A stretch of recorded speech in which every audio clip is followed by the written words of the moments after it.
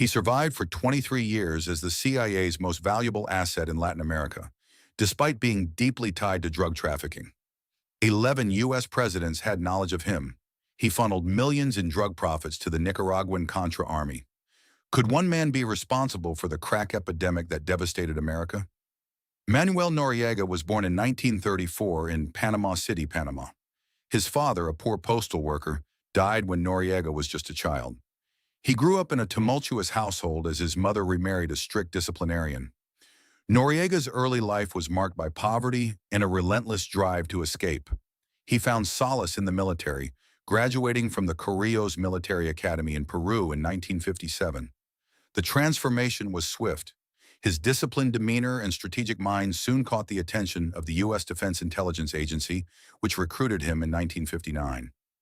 Manuel Noriega became a key figure, the perfect liaison in a region simmering with political tensions. Noriega's rise to power was rapid and methodical. By 1968, he had taken charge of Panama's intelligence service, becoming an invaluable asset for the CIA. He provided crucial services for U.S. covert operations, turning Panama into a central hub for intelligence gathering in Latin America. In 1971, U.S. officials had solid evidence of Noriega's deep involvement in drug trafficking, yet he continued to receive unwavering support from the CIA. The tentacles of his operations spread.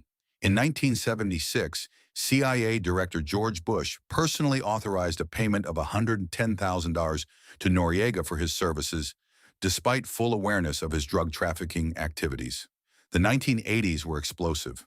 Noriega's empire expanded as he leveraged his position to facilitate drug trafficking routes and operations, using Panama as a strategic point for U.S. intelligence gathering and covert operations. The CIA's alleged complicity was rooted in prioritizing Noriega's intelligence value and his support for the Contras over addressing his drug-related activities. The Iran-Contra affair, involving arms trafficking and allegations of CIA-Contra drug trafficking, further solidified Noriega's status. By the mid-1980s, Noriega's operation was in full swing. A San Francisco Bay Area drug ring, allegedly involving Nicaraguans like Oscar Danilo Blandon and Noran Meneses, sold tons of cocaine to Los Angeles street gangs and funneled profits to the Nicaraguan Contra army. The CIA's knowledge of Noriega's activities is a matter of public record. In 1998, the CIA admitted in an internal investigation that it had covered up Contra drug trafficking for over a decade. But here's where it gets worse. Despite his calculated moves, Noriega's empire was not without its vulnerabilities. In the late 1980s, the FBI began closing in on his operations. Noriega underestimated the determination of U.S. law enforcement agencies.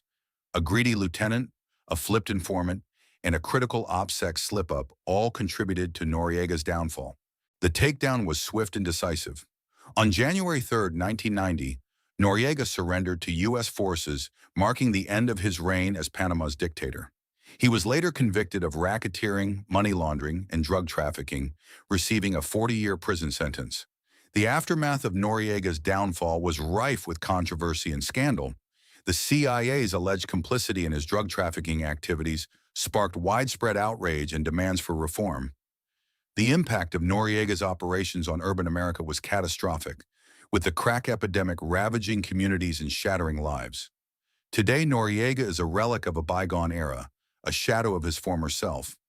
Yet the legacy of his empire endures, serving as a stark reminder of the dangers of corruption and the critical need for accountability. The CIA's involvement in the Contra cocaine controversy remains a dark stain on its history, a chilling reminder of the devastating consequences of prioritizing geopolitics over human lives. Subscribe for more real stories from The Wire. In the streets of Panama City, young Manuel Noriega was not just an ordinary boy. The future dictator showed signs of what would become his insatiable hunger for power and influence. His childhood was marred by deprivation, as he navigated life in a city marked by stark contrast between wealth and squalor. Noriega's fascination with the military began early. American soldiers, with their impeccable uniforms and air of authority, captivated him. He realized that power came through force and strategy. This realization drove him to the military academy in Peru, where he honed his skills. Graduating with honors, Noriega returned to Panama with a clear vision. The military was his ladder to success, and his dedication did not go unnoticed. By 1959, he was already on the radar of the U.S. Defense Intelligence Agency. They saw potential in this young officer who understood the delicate balance of power in Latin America. The CIA was impressed. Noriega's insight into the political landscape of Panama positioned him as an invaluable asset. They recruited him, setting the stage for his dual role as a military officer and informant. Noriega learned the art of manipulation, a skill he would perfect over the coming decades. Noriega's leadership transformed Panama's intelligence service. He was ruthless, ensuring that any dissent was swiftly crushed. This efficiency caught the eye of the CIA, which needed a reliable partner in the region. Noriega was their man. By 1971, Noriega was deeply entrenched in drug trafficking. Despite this, U.S. officials continued to support him. They turned a blind eye to his illegal activities, blinded by the strategic importance of his intelligence services. Noriega's network expanded, and he became a pivotal figure in the drug trade. The drug lords saw opportunity in Noriega. He offered them protection and a safe haven for their operations in Panama. In exchange, they paid him generously, further enhancing his wealth and power. Noriega's influence grew, and with it, his empire. Noriega's involvement in the Iran-Contra affair revealed the extent of his operations. Arms for hostages, drugs for money, the lines blurred. The CIA's silence was deafening, an implicit acknowledgement of their role in the scandal. Noriega lived like a king. His opulent mansion in Panama City was a testament to his success. Marble floors, gold fixtures, and private jets, all funded by his illegal empire. He was untouchable, or so he thought. The DEA had been on Noriega's trail for years. They intercepted a significant shipment of cocaine bound for the United States, a blow to Noriega's operations. The pressure was mounting, and the walls were closing in. Paranoia set in. Noriega knew the U.S. was coming for him. He fortified his defenses and prepared for the inevitable showdown. But he was running out of time, and his allies were deserting him. The U.S. invasion was swift and decisive. Operation Just Cause aimed to capture Noriega and dismantle his regime. The skies over Panama City lit up as U.S. forces moved in, determined to bring Noriega to justice. Cornered and desperate, Noriega sought refuge in the Vatican embassy in Panama City. The siege lasted days, with U.S. forces surrounding the embassy and blasting rock music to unsettle the dictator. On January 3, 1990, Noriega surrendered. The once powerful dictator, now a captive, was flown to Miami to face justice.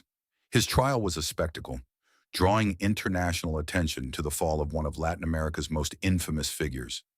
The courtroom was packed as witnesses detailed Noriega's crimes. The evidence was overwhelming.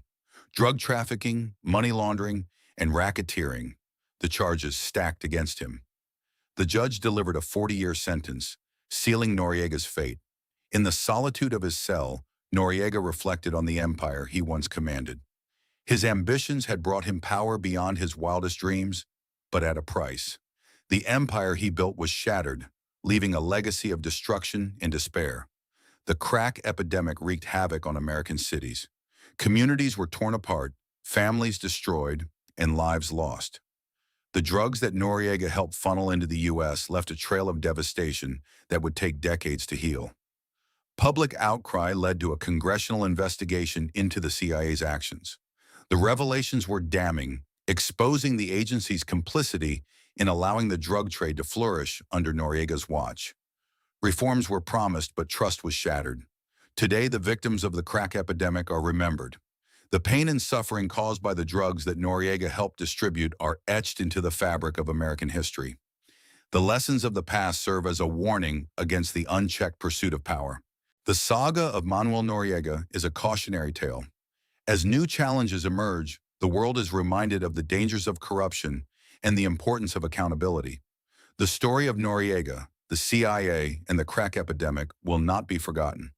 The legacy of Manuel Noriega is complex and enduring. His rise and fall teach us about the intertwined nature of politics, power, and crime. As history continues to unfold, the story of Noriega remains a testament to the consequences of unchecked ambition.